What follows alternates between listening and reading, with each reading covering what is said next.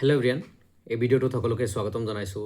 যিবোৰ ভাইটি ভণ্টি ক্লাছ 10ত পঢ়ি আছে আৰু এই বছৰ মেট্ৰিক পৰীক্ষা দিব বা মেট্ৰিক ক্লাছ 10 বৰ্ড বা ফাইনেল এক্সাম দিব, সেইবোৰ ষ্টুডেণ্টক অসম গভৰ্ণমেণ্টে প্ৰতি মাহে 300 টকা কৰি দিব বুলি ঘোষণা কৰিছিল। মই আগতেও জনাইছোঁ আৰু এই প্ৰচেছটো direct DBT direct beneficiary transfer হ'ব আৰু তাৰ কাৰণে প্ৰিন্সিপালৰ পৰা ডিটেইলছ লৈছিল বা বেংক ডিটেইলছ লৈছিল ষ্টুডেণ্টৰ বা প্ৰিন্সিপালে বা হেডমাষ্টৰে ষ্টুডেণ্টছৰ বেংক ডিটেইলছ তাৰপিছত যিমানখিনি নথিপত্ৰ দিব লগা আছিল দিছে অসম গভৰ্ণমেণ্টক।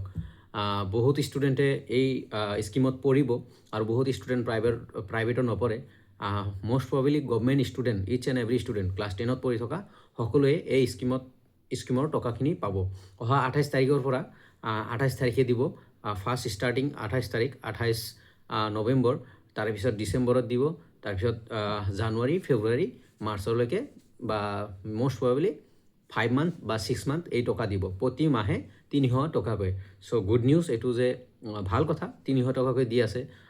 হ'ব, এটা কুৱেশ্যন কৰিব যে 300 টকাত একো নহয়, বাট 300 টকা দিছে, ফল মূল খাবা। মোৰ ফালৰ পৰা এইটো কৈছোঁ, ফল মূল খাবা। 300 টকা অসম গভৰ্ণমেণ্টে দিছে, ডাইৰেক্ট বেনিফিচিয়াৰী ট্ৰান্সফাৰ হ'ব তোমাৰ বেংকত সোমাব, ষ্টুডেণ্টৰ বেংকত সোমাব। চ' অহা 28 তাৰিখে সোমাব চাগে।